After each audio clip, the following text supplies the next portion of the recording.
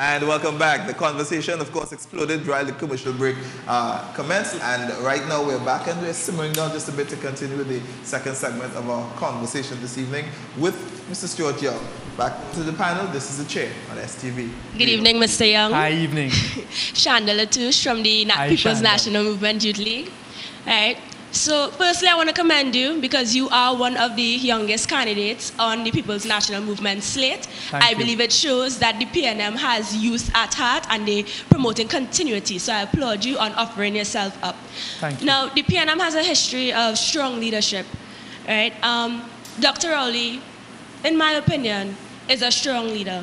And there are a lot of perceptions about him because of the way he carries himself, probably about the way he speaks. What I want to know is, how do you feel about Dr. Rowley? If you could let us know something about Dr. Rowley that we don't know, that the wider population would not know. Because on different political platforms, they paint him in a particular way when I would know and we would know that it's not like that. So I'd want to know if you could expand on who Dr. Rowley is, what type of person he is, what he stands for. It is very much on public record. Let me start with this. Exactly what you talked about, one of the legacies of Dr. Rowley is going to be allowing youth participation. You look at what the candidates that were chosen by the PNM for the local government elections, and you had a record number of young people going up to be elected as councillors and also appointed as aldermen. He has shown great faith and trust at that level in the youth. You look at the Senate composition for the last parliamentary term, and again you saw it with some dynamic young people like Shamfa Kujo, Avinash Singh. I was given the opportunity as well. You have different types of leaders. You have some leaders who are micromanagers, and you have some leaders who choose the right people and allow them the responsibility in the area of growth. That is one of the things I admire the most about Dr. Rowley. I have been interacting with him now since March of last year, being in the Senate, and he has never once told me, Stuart, you have to go forward and you have to say X, Y, and Z. Stuart, he allows the people he chooses and he reposes a level of trust and confidence in them for them to go forward and do their jobs and their duties to the best of their responsibilities. If you fall afoul of it, he's going to give you the support. He will call you up. Thankfully, I haven't had the personal experience, but I've heard. He will call you up and he will tell you, look, you could have handled this differently, you could have handled, and he's always open to provide his experience and his guidance. There are always going to be a lot of rumors and a lot of loose talk about people who put themselves up for public life. Certainly a lot of what is broadcast about Dr. Rowley and the level, the various things that are said, my interaction with him is not true. I'll say this, and I've learned this. I'm an attorney that has practiced for the last 17 years. I've practiced all the way up to the Privy Council. I've done commissions of inquiry, etc. Every different forum that I stand up and advocate a case in is a different conversation. So I'm in the High Court. That's a different type of advocacy to being in the Court of Appeal, to being in a commission of inquiry. I've learned in politics, it's the same thing. When I first went into the Senate, my presentation is different to how I present a case. When I go and stand up on a public platform and you're in front of hundreds or thousands of people, I was fortunate to address the PNM's convention last year that was thousands of people, the largest crowd I've ever addressed at the Queen's Park, Savannah. It is a very different mode of delivery. When you're at a public meeting in this current environment of elections and the crowd wants to get energized and that type of thing, again, you're throwing it out there is a very different level of conversation you're having with a different forum. You would have all seen the conversations with Dr. Rowley, for example. I've done 3 of them with him, and people say that's a completely different Dr. Rowley and not one that they'd heard of before. We're sitting like this, we're having conversation. You ask me the question, I'll answer, and we're at this tone, which is very different to being on a public platform and getting your people going. So to be fair to all politicians, you always have to put things in context. He is a very serious person who has shown his commitment to Trinidad and Tobago and has shown time and time again that he is prepared to stand by principle. And he's shown that in the party by the positions he's taken that in the past have had maybe dire consequences for him. And you all know what I'm talking about. And that is the type of leader I am prepared to step out of my comfort zone to form a part of a support base to work alongside with him. Okay, cool. Hi. Good night. Brendan O'Brien from Take Back TT. You answered a question from my colleague Richard about proportional representation, and I wanted to follow up on it so badly. Because proportional representation removes the dangers of the spoiler effect. Removes what, sorry? I mean, proportional representation, yes, does have its drawbacks, but it does remove the dangers of the spoiler effect, minority rule, gerrymandering, and the inevitable decay into a two-party system, which we're already experiencing in our current electoral system and have for a really long time. And put really simply, are you not willing to say that that is at least better than our first-past-the-post system? If I am willing to say that proportional representation... Yeah, that proportional representation is at least better than first-past-the-post, because it is. Well, that's your opinion. And that's the point I was making earlier. This is not something that I think any government, and certainly not me, Stuart Young, is not going to stand here today and say the best system for governance and for deciding who's going to govern Trinidad and Tobago is the proportional representation system.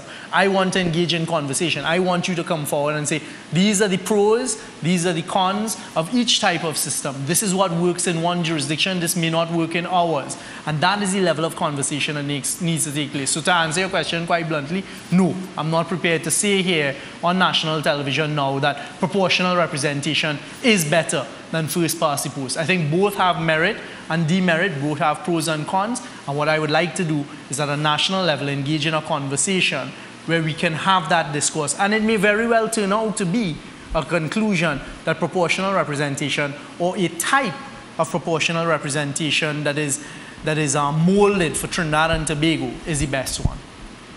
Good night again, Mr. Young. Hi. I am Salim Neptune. Mr. As a young member of the People's National Movement, I am very impressed with some of the policies presented in our manifesto. Good. One of my questions to you is that which of all of the policies, because I know all is important, which of all of them is of utmost importance to you? To me personally? Yeah, personally. That's a question that you've put me on the spot with. Honestly, I am in favor of a lot of them. The local government reform makes a lot of sense to me. Some of the things that we've put forward to deal with the issues of crime, some of the things we've put forward to deal with the attempts at reforming the public service, those are the things that kind of ring home with me. But I cannot, to be honest, and I could only be honest, pinpoint one and say, this is the one for me. This is the one that I love the most and the one that I would be most, promotive of. Mr. Young, Hi, Christopher Walcott of the International Movement for Yes, Change. Chris. Before the break, you stated that you're a man on the ground, grassroots, and that laws should be more enforced. Part of your constituency is Laventille. The concept called CEPTED. Have you ever heard of it? Concept called CEPTED, Crime Prevention Through Environmental Design, right? Which focuses on design changes behavior. What designs you have in place to change the behavior and stigma that is called the hotspot stigma? That's a great question, Christopher, and I could actually give live examples. I only have a small part of Laventille in my constituency, but I do have part of Gonzales, and I do have other areas that have been suggested as hotspots. Last weekend, due to some personal work I was doing with Pride in Gonzales and in Upper Gonzales, which is actually a great initiative of the police service working with young people. I went up to do a graduation ceremony for a children's camp, and I began a conversation that I then continued at a meeting with Mr. Hines at the boundary of Laventille and Gonzales, which is first of all to tell the young people, let us move away from the stigmatism. Start thinking positively about yourselves. Do not let anybody stereotype you. So shed the stigmatism. Let us now show the positive of the communities, because there's a lot of positive. Personally, what I am going to do in the constituency is go put all of my effort behind to start with 2 homework supervision centers. There are some that exist, but my vision of a homework supervision center is the children from the less privileged areas must be allowed to come there after school, get a warm meal, get proper homework supervision in a safe environment where they feel as though they're safe and secure, but also the addition of extracurricular activities, because we all know through sports the type of positive effects those have. And to start with the younger generations, to allow them, because of their circumstances and the syndrome of single parenting that seems to be prevalent. When I stood up at that graduation ceremony and I looked at the composition of the adult side of the crowd, it struck me. There were only mothers there.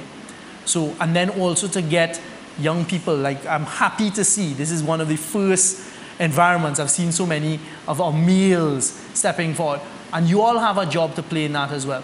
Come partner with me to go into these environments and mentor the young people. Let them have positive male influence in their life, along with the positive female influence. And these are some of the things, in my humble opinion, that need to be done. Right. Another part of the question. Would you, say, carry your wife and children to a playground in some of these areas to play, since you're trying to change the stigma? Yes. Would you carry your children and... Yes. Yes? Yes. I have walked through the constituency since October last year. I have never felt intimidated. I have come across situations. I don't think anybody should be stupid about it, because even people in the community, there's some areas where they wouldn't walk. All right? But would I have carried my wife and children up to that Upper Gonzales? Would I carry them to where I did the spot meeting, which was at the police post and the community center in Gonzales? The answer is yes. All right, but I'm not going to take any of you, much less my wife and children, into an area where we would be forewarned. For example, there's a high risk of indiscriminate shooting, etc. Pleasant good night, Mr. Young. Hi, good night. Firstly, I have 3 questions, 3 quick questions as always. But the first thing is, how come did the PNM take so long to bring their manifesto forward? Okay, and let me answer them as you go along. You would have seen today a very detailed document.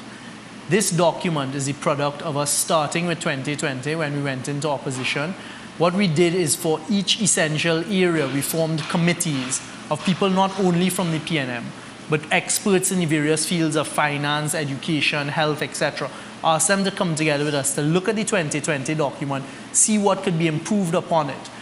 That PNM has a process. PNM has a constitution. PNM is a very meticulous party, and there are things that dictate it. So, for example, we then went out, as whoever saw the manifesto launch, to our population, to our membership, for their commentary and for their contributions. That then had to go into the document. After that, it then had to go through committees again, etc. There's a consultation, but also an approval process that ended last week, Saturday, with a special convention. In the world of politics, timing is everything. We have a very long election. It's a 12-week election. I use this example.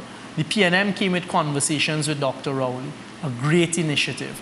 I saw a response to that, conversations with Kamla and telephone calls. So there was a copying of the exercise immediately. As you would have seen, we've spent a lot of time and effort in the formulation of this policy. The timing of the launch of it, less than 3 weeks to an election. We don't do things by VAPs. Okay, so it had nothing to do that with Keith Rowley, Dr. Keith Rowley, if I may, had no plans. Clearly, he have plans. We have a lot of plans. And another thing about the PNM is never based on one person. Dr. Rowley will always tell you that. He says, I have 40 other candidates that the party has chosen. He did not choose us. The party chose us. And we always, at every meeting, he gives everybody an opportunity to speak. It's not about one person. When the People's Partnership win election come 2015, what ministerial position would you be taken? Well, if People's Partnership win the election, which they're not going to do, my mistake. I'd be very surprised if they offer me a ministerial position. When PNM wins election 2015, what ministerial position would you be taken, if any? That's completely up to the next Prime Minister. But what would you like to have? Minister of Health, Attorney General? Again, that would be up to Dr. Rowley. Okay. Last thing I wanted to know, does each and every candidate for the PNM is up to your standard by chance? Because I wasn't really interested in the PNM. I find, Dr. Rowley was always, kind of straight, serious. So I always be like, oh God, nah, I ain't voting for them. Nah. But, I mean, after seeing you coming out here tonight and talking how you talk, I am totally blown away. So I was just wondering if all other 40 candidates for the PNM, I know, understand if why they are on your level. Because then I think the answer that the PNM would give, and that I would agree with, we all have strengths and weaknesses. Whereas I may be strong in a certain area, there are weaknesses I would have, and my fellow candidates would supplement that. And I think, yes, every candidate chosen by the PNM process is of a very, very, very high standard. You take my question. Okay, so good What night. was your question? It was basically what she was asking. What do you see in the party and your colleagues that makes you want to be a part of it? Because obviously, you know. Different question. I can Okay, answer. well, okay, all right. Okay, so proceed. Interacting with my fellow candidates over the past few months, there's a lot of excitement because a lot of the candidates are young. So and we come from different fields, from different backgrounds. So at every gathering, when we share ideas and you share conversation, I personally get quite excited. And there's an energy that's flowing there, and there's an eagerness that's flowing there, and there's a general agreement that it's time for us to get in there and govern Trinidad and lift Trinidad, change the way politics has been. And that's why these types of interactions, to me personally, are so important. Because let me tell you, it's not easy to just throw yourself into these things. I do it on radio, I do it on television. But to me, it's about being genuine, it's being truthful. If I can't answer a question, I'm going to tell you I can't answer it. And I think that is what the young people now deserve, and that's what you all demand. And what I would like to suggest to you all, when we form the government in the next 5 years, don't stop doing it. Keep holding us to a level of accountability. And we have said we will continue to have the conversations. I can't promise to always be accessible in terms of answer the phone, etc. But we have email, there's various technology, the WhatsApp, etc., etc. And keep the conversations going. That's the only way we'll grow as a nation. And one positive thing coming out of here tonight for me is you all have confirmed to me that the future of Trinidad and Tobago is in great hands, because I've sat in a room with you all, and you all are all young, thinking adults that are willing to challenge. Thank you so very much, sir. That is only going to lead to positivity. Good night. My name is Shawns Marie Andrews. I'm from Take Back TT. I just wanted to ask a question about where are you all taking back TT from, my dear? I didn't take back TT, take back TT. Question, I wanted to ask about the lack of sex education in our schools, primary schools and secondary schools, because, and especially about, back again, the inclusion of LGBTQ issues, because I have seen firsthand the discrimination that comes with people being perceived as a member of the community, and I want to know if there's something that could be done to prevent people from feeling like suicide and hurting themselves is the only answer. What does the PNM have in store for us? The answer is it has to form part of the reform of education. Education needs to move with the times. In law, we have a concept that's actually written in law called always speaking. And what it means is the law is always evolving. And the same thing has to happen with education. I am certain that we're going to introduce into the education policy the same way, for example, you have a concept of blended families. 10 years ago, people wouldn't understand what blended families are. Now in the primary schools, you have children putting up the graph showing they come from blended families, etc. The same thing needs to go on with the education of the different orientations, etc. But also, bullying has become something that is too prevalent, and it has to form part of the education process to say it's okay for people to be different, it's okay, and it's not okay to bully, it's not okay to intimidate, it's not okay to discriminate. Okay, and on that same argument that you just presented there, then why is it, again, that LGBTQ issues, which would even affect the education system and the reform that you're talking about, why is there a need for national discussion? Is there going to be a need for national discussion on educational reform, on gender affairs? Because it seems like this is a way for the PNM and all other parties to pussyfoot around the situation. There are certain topics that raise a lot of emotion. There are certain topics that require, in our view, a national conversation and consultation. Because at the end of the day, a decision will need to be made. And at the end of the day, you don't want any sector of society. You all have a certain view, I have a certain view, this one has a certain view, etc. All of the views need to be aired and ventilated before eventually a policy decision is taken. Okay. And we're just about entering the final 10 minutes of this evening's program. Believe it or not, the time is really flown for us for this Thursday edition of The Chair. So we're going to take our final break, and when we come back, you all will have your chance to, of course, complete your round-robin questions with Mr. Stuart, as we, of course, wrap up the first Thursday edition of The Chair with the first PNM candidate on the seat. And believe you me, it's been an interesting evening, and we'll come back with the final 10 minutes after these final few words.